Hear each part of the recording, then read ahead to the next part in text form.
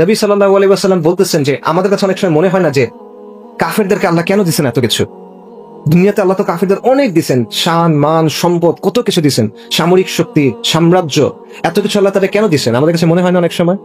নবী সাল্লাল্লাহু আলাইহি ওয়াসাল্লাম উত্তর দিচ্ছেন, উনি বলছেন দুনিয়ার মর্যাদা যদি আল্লাহর কাছে একটা মশার ডানার সমান হইতো তাহলে আল্লাহ কাফেরকে এক ফোঁটা পানি দিতেন না, কিন্তু দুনিয়ার মর্যাদা একটা মশার ডানার সমানও না, এই জন্য আল্লাহ কাফেরকে দিয়ে রাখছেন, কিছু যায় আসে না, এটা কোনো মূল্য নাই। দুনিয়ার আখিরাতের অবস্থা হলো, নবী সাল্লাল্লাহু আলাইহি ওয়াসাল্লাম বলছেন যে আল্লাহর কসম, যে আখিরাতের তুলনায় দুনিয়ার অবস্থা হলো তোমাদের মধ্যে কেউ সমুদ্রে একটা আঙ্গুল ডুবালো, তারপর সে আঙ্গুল এনে দেখুক এখানে কতটুকু পানি লেগে আছে। এই যে সমুদ্র, এটা হলো আখিরাত। আপনি আঙ্গুল ডুবানোর পরে হাতে যেটা লেগে থাকবে এটা হলো দুনিয়া। এই হলো দুনিয়ার অবস্থা। কিন্তু আমরা দুনিয়ার পিছনে ছুটতেছি, আমার হায়াতুদ দুনিয়া ইল্লা মাতাউল গুরুর। এটা ছলনার একটা জিনিস, যেটা বাইরে থেকে দেখতে খুব ভালো লাগে কিন্তু ভেতরে কিচ্ছু নাই, ভেতরে কোনো প্রশান্তি নাই। বাইরে থেকে চকচকে জাঁকজমকপূর্ণ, টানে আপনাকে, কিন্তু শেষ পর্যন্ত এটা তাকে ক্ষতি ছাড়া কিছু দিতে পারবে। এবং দুনিয়ার জিনিস আপনি যত খুঁজবেন, যত দৌড়াবেন, কোনো তৃপ্তি আপনার আসবে না। নবী সাল্লাল্লাহু আলাইহি ওয়াসাল্লাম বলছেন যে বনি আদমকে যদি 2টা উপত্যকা দেওয়া হইতো, স্বর্ণ ভর্তি, মানে বিশাল ময়দান ভর্তি শুধু সম্পদ স্বর্ণ, বনি আদম সন্তুষ্ট হবে না, সে তৃতীয় একটা চাইবে। বনি আদমের পেট একটা জিনিস দিয়ে ভরবে, এটা হলো কবরের মাটি, আর কোনো কিছু দিয়ে এটা ভরবে না।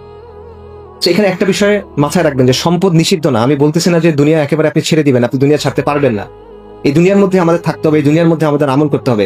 দিনকে বিজয়ী করার জন্য যে কাজ করবেন ওটা দুনিয়াতে করতে হবে, দুনিয়ার আসবাবের নিয়ম মেনে আপনার কাজ করতে হবে। মুসলিমদের স্বার্থে আপনি যখন কাজ করবেন সেটাও দুনিয়াতে করতে হবে, কিন্তু দুনিয়া যেন আপনার অন্তরের ভিতরে না ঢুকে।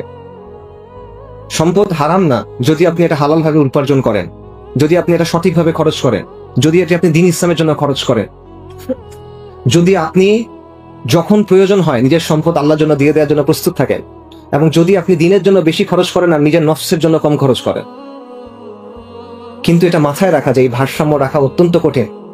সালাফুস সালিহিন থেকে কথা আছে যে ওনারা বলতেন যে সব গুনার শেকড় কি? সব গুনার শেকড় হইল দুনিয়ার প্রতি ভালোবাসা। আরেকটা কথা ওনারা বলতেন, সেটা হলো যেই ব্যক্তি, ইমাম আহমদ এটা আনছেন কিতাবুজ জুহুদে, যে যেই ব্যক্তি দুনিয়াকে প্রাধান্য দিবে সে তার আখিরাতকে ক্ষতিগ্রস্ত করবে।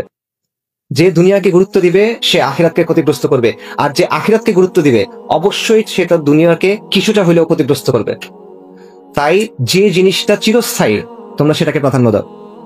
এটা বাস্তবতা। আমাদের মধ্যে একটা ধারণা আছে যে ঠিক আছে আমরা দিন দুনিয়া এমন ভাবে ব্যালেন্স করে ফেলবো যাতে আমার দুনিয়াটা একটা কাফেরের দুনিয়ার মতো সুন্দর হবে। এটা হবে না, এটা সম্ভব না। নবী সাল্লাল্লাহু আলাইহি ওয়াসাল্লামের হাদিস আছে যে দুনিয়া মুমিনের জন্য কিরকম? কারাগারের মতো। দুনিয়া মুমিনের জন্য কারাগারের মতো। যার মাথায় আর কোনো চিন্তা নাই দুনিয়া ছাড়া, সে যেভাবে দুনিয়ার পিছনে ছুটতেছে, আর আপনি আখিরাতের কথা চিন্তা করেন, আপনি আখিরাতের জন্য প্রস্তুত নেন, আপনি কি একইভাবে ছুটতে পারবেন কিনা? এটা তো সম্ভব না। তো এই ব্যাপারটা আমাদের বোঝা উচিত যে যেহেতু আপনি বুঝছেন আল্লাহ আপনাকে নিয়ামত দিচ্ছেন, একটা পরীক্ষা আছে, ওই পরীক্ষার উত্তর সহ আল্লাহ আপনাকে বলে দিচ্ছেন, আপনাকে মহা পুরস্কারের জন্য আল্লাহ নিয়ামত দিচ্ছেন, তাহলে আপনাকে দুনিয়াতে কিছু জিনিস ছেড়ে দিতে হবে। এই ছেড়ে দেওয়ার মানসিকতা থাকতে হবে। 100 দুনিয়া পাবেন আবার দিনও ধরে রাখবেন, এটা হবে না। সালাফুস সালিহিন বলছেন এটা হবে না। রাসূলুল্লাহ সাল্লাল্লাহু আলাইহি ওয়াসাল্লামের কি অবস্থা ছিল? উনি মাটির ঘরে থাকছেন, ছোট ছোট ঘরের মধ্যে থাকছেন, দিনের পর দিন চলে গেছে, তার বাসায় রান্না হয় নাই, মাটিতে থাকছেন তিনি। এরকম ছিল না? নবী সাল্লাল্লাহু আলাইহি ওয়াসাল্লাম বলছেন যে দুনিয়ার সাথে আমার সম্পর্ক কি?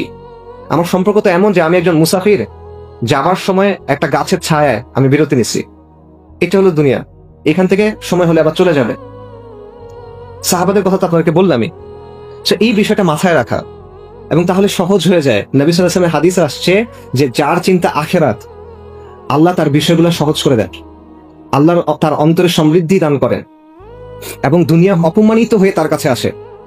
আর যার চিন্তা হলো দুনিয়া, আল্লাহ তার সামনে দারিদ্রকে ঝুলাই দেন, আল্লাহ তার বিষয়গুলো ছিন্ন বিচ্ছিন্ন করে দেন, এবং সে দুনিয়া থেকে অতটুকুই পায় যেটা তার জন্য লেখা ছিল। এবং সাহাবাদের ক্ষেত্রে এটা প্রমাণিত।